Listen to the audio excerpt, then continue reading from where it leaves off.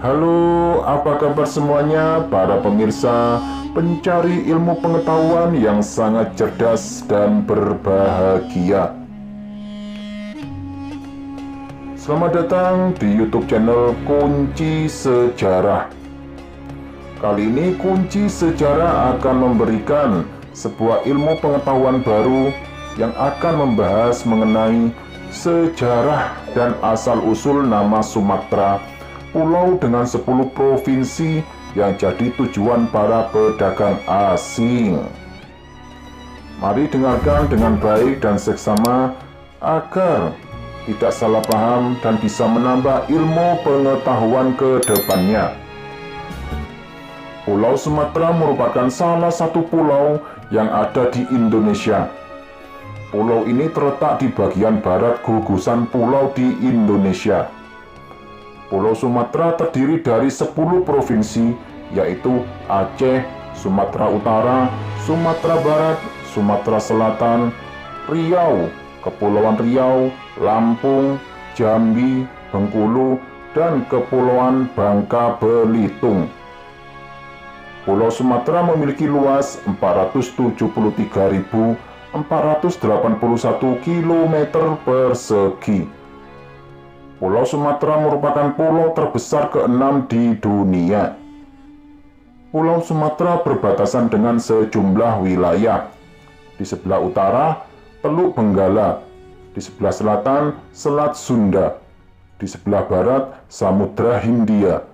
Di sebelah timur, Selat Malaka dan Selat Karimata. Sejarah Pulau Sumatera. Pulau Sumatera dikenal dengan nama lain yaitu Pulau Perca, Andalas, atau Suwarnadwipa atau bahasa Sanskerta yang artinya Pulau Emas.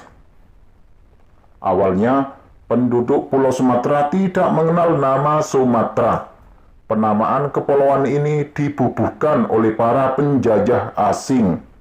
Mereka mengenal pulau dengan sebutan Pulau Perca. Pritsko dalam dialek Melayu dan dalam karya sastra Melayu disebut Indalas yang merujuk pada pulau-pulau sekitar Semenanjung Malaya. Seorang orientalis Inggris pada abad ke-19 yang pernah singgah ke Bencolen atau Bengkulu, William Marsden, berpendapat bahwa Indalas sangat mirip dengan nama Andalusia, suatu wilayah kekuasaan Arab di Spanyol pada masa jayanya. Sementara kata perca berasal dari bahasa Melayu yang berarti potongan atau robekan. Marsden memandang perca sebagai satu yang ganjil karena mengingatkan pada robekan layar kapal. Namun, kata tersebut terbilang masuk akal jika mengacu pada patahan pada daratan di sisi timur di mana tempat tersebut sesuai dengan perca, yaitu pulau yang terpotong-potong.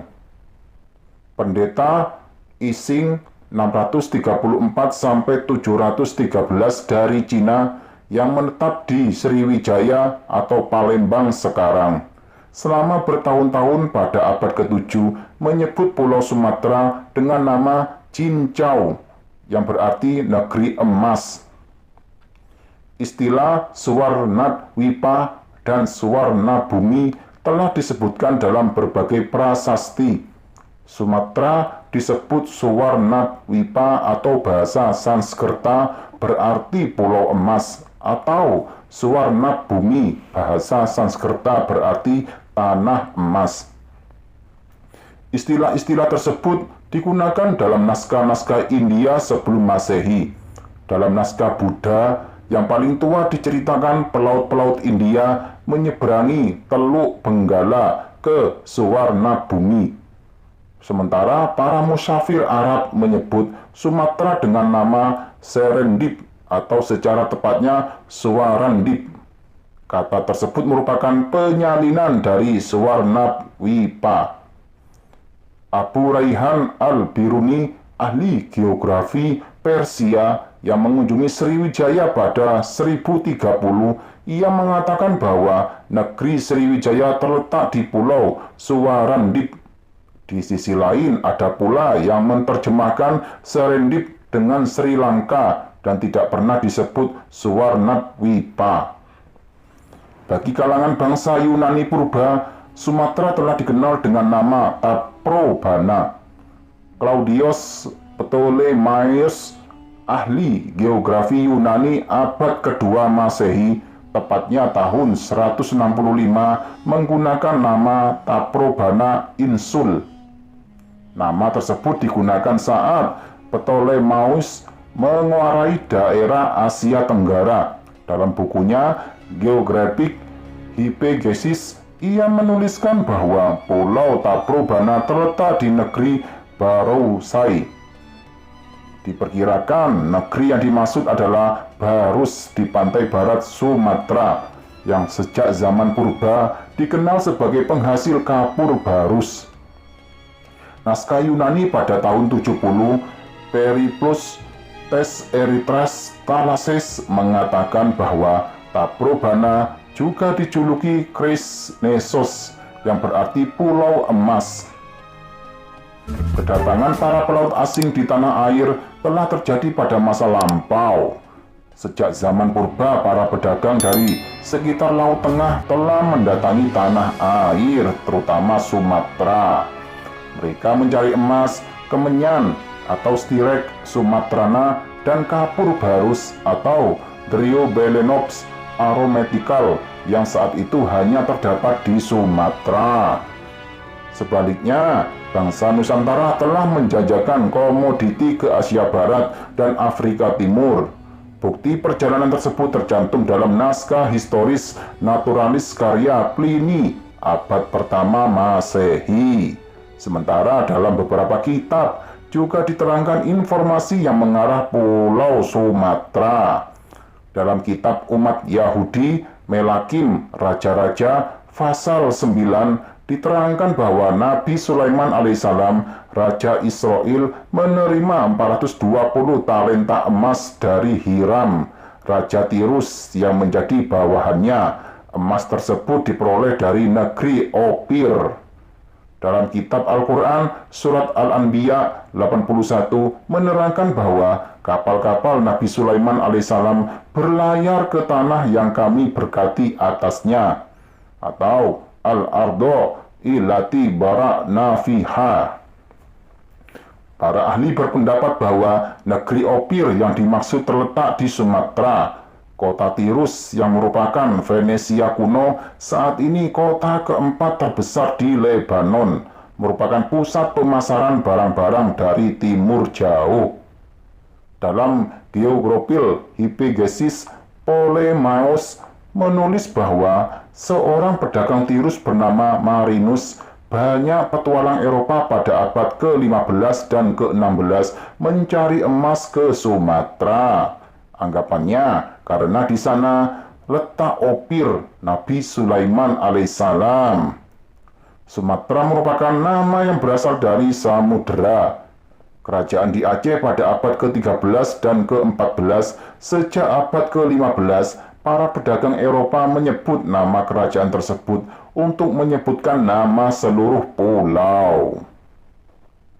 Peralihan nama samudera ke Sumatera. Peralihan nama samudera menjadi Sumatera terjadi beberapa penyebutan dari kalangan pedagang asing yang singgah di pulau ini. Dalam kisah pelayaran Odorico da Pordenone pada 1318 menyebutkan bahwa ia berlayar ke timur dari Coromandel, India selama 20 hari sampai di kerajaan Sumatra. Ibnu Batutah bercerita dalam kitab Rihla ila Masyriq atau pengembaraan ke timur. Ia mengatakan bahwa pada 1345 singgah di kerajaan Samatrah. Pada 1490 Ibnu Majid membuat peta daerah sekitar Sumatera Hindia. Dalam peta tersebut ada pulau yang tertulis Sumatera. Saat peta disalin, Sumatera muncul dalam istilah yang berbeda. Hal ini terjadi ketika Rotero 1498 menyalin peta Ibnu Majid pada 1498 yang memunculkan nama Kamatara. Kemudian peta buatan Amerigo Vespucci pada 1501 mencantumkan nama Samatara. Alhasil, beberapa musyafir menulis dalam istilah yang berbeda, mulai dari Samutera, Samutra, Sumotra, sampai Zamatra maupun Zamatora. Kemudian, pada catatan orang Belanda dan Inggris sejak Jan Huygens, Van Lancoten, dan Sir Francis Drake pada abad ke-16 mulai konsisten dalam penulisan Sumatera disesuaikan dengan lidah Indonesia. Bentuk inilah yang mulai baku. Pulau Sumatera rawan gempa. Beberapa kali gempa terjadi di Pulau Sumatera. Hal ini terjadi bukan tanpa sebab. Pasalnya, posisi Sumatera berada pada pertemuan dua lempeng bumi, yakni lempeng Indo-Australia yang terus aktif menunjam ke bawah lempeng Eurasia. Posisi lempeng ini membuat lempeng Eurasia terus bergeser dan menimbulkan patahan yang memanjang dari ujung utara hingga ujung selatan. Nah, itulah mengenai Pulau Sumatera. Semoga saja kalian menambah ilmu pengetahuan melalui YouTube channel Kunci Sejarah ini. Jangan lupa selalu dukung dengan cara tekan tombol like dan subscribe agar kalian tidak tertinggal mengenai informasi dan ilmu pengetahuan ke depannya. Semoga bermanfaat. Wassalam.